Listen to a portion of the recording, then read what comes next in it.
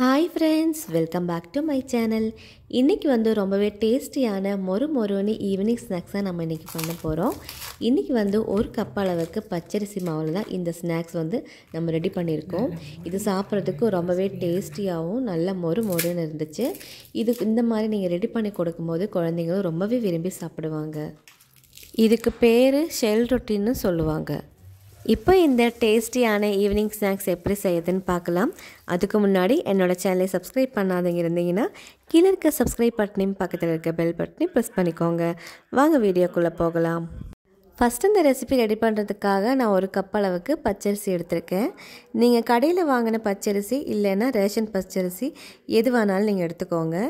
இப்போ இதில் தண்ணி சேர்த்துட்டு ஒரு 5 மணி நேரம் நம்ம நல்லா ஊற வச்சிடலாம்.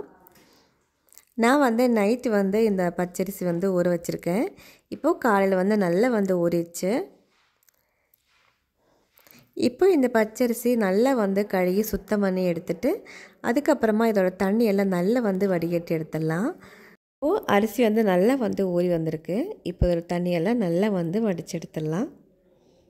இப்போது மிக்ஸி ஜாரில் நம்ம சேர்த்துக்கலாம். நம்ம சேர்க்கும் போது அந்த அரிசியில் எந்த தண்ணி இருக்கக்கூடாது. இந்த மாதிரி நம்ம ட்ரையாக சேர்த்துக்கலாம். இப்போது எல்லா அரிசியும் நம்ம சேர்த்துட்டோம். இப்போ இதுக்கு தேவையான இனிப்பை நம்ம சேர்த்துக்கலாம். நான் 4 ஸ்பூன் அளவுக்கு சர்க்கரை சேர்த்துருக்கேன். உங்களுக்கு எந்த அளவுக்கு இனிப்பு வேணுமோ அந்த அளவுக்கு நீங்கள் ஸ்வீட் சேர்த்துக்கோங்க. இது ரொம்ப இனிப்பும் இல்லாமல் நல்ல மைல்டான ஸ்வீட்டோட அந்த கிறிஸ்பியாக இருக்குது சாப்பிட்றதுக்கு. இப்போ இது கூட 4 டேபிள் ஸ்பூன் போல் நம்ம நெய் சேர்த்துக்கலாம். அந்த நெய்யோடு சேர்த்து சாப்பிடும்போது உங்களுக்கு நல்ல ஒரு ரிச்சான ஒரு டேஸ்ட் கொடுக்கும்.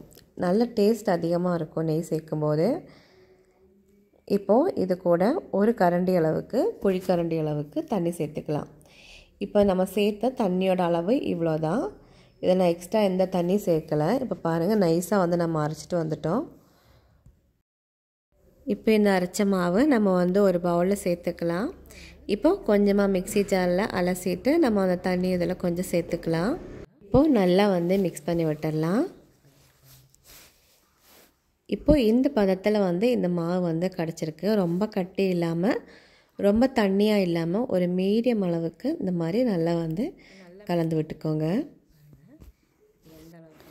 இப்போ இது கூட ஒரு பிஞ்ச் அளவுக்கு பேக்கிங் சோடா சேர்த்துக்கோங்க. பேக்கிங் சோடானா அப்போ சோடா தான். சேர்த்துட்டு நல்லா கலந்து விட்டுக்கலாம். அப்போ தான் உங்களுக்கு ஷெல் ரொட்டி நல்லா உப்பலாக வரும்.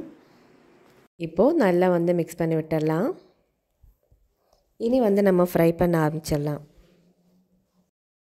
எண்ணெய் நல்லா சூடானதுக்கப்புறமா ஃப்ளேம் ஒரு மீடியம் ஃப்ளேமில் வச்சுக்கோங்க. இப்போது ஒரு குழிக்கரண்டி அளவுக்கு நம்ம இந்த மாதிரி மெல்ல ஊற்றிக்கலாம். இந்த மாதிரி ரவுண்ட் ஷேப்பில் நீங்கள் ஊற்றி எடுத்துக்கோங்க. இப்போ பாருங்கள், நல்லா உப்பெல்லாம் வர ஆரம்பிச்சிருச்சு. இப்போ அப்படியே இருக்கட்டும். 2 நிமிஷம் நான் நல்லா அதோட அடிபாகம் நல்லா கிறிஸ்பி ஆனதுக்கப்புறமா இப்போ நம்ம மெல்லமாக திருப்பி விட்டுக்கலாம்.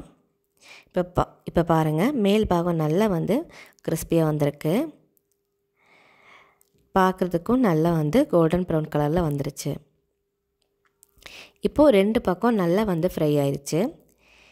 இப்போது இது நம்ம எடுத்துடலாம். அதே மாதிரி நம்ம மீதி இருக்கிற மாவும் நம்ம ரெடி பண்ணி எடுத்துடலாம். இது நல்லா சாப்பிட்றதுக்கு நல்லா கிறிஸ்பியாகவும் இருக்கும்.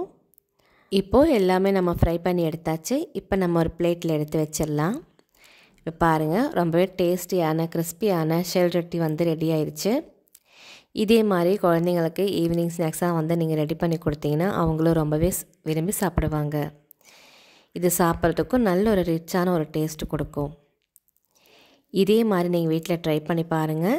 இந்த ரெசிபி உங்களுக்கு பிடிச்சிருந்துச்சுன்னா லைக் பண்ணுங்கள், ஷேர் பண்ணுங்கள். கீழே இருக்கிற சப்ஸ்கிரைப் பட்டனையும் பக்கத்தில் இருக்கிற பெல் பட்டனையும் ப்ரெஸ் பண்ணிக்கோங்க. அஸ்ஸலாமு அலைக்கும். தேங்க்யூ.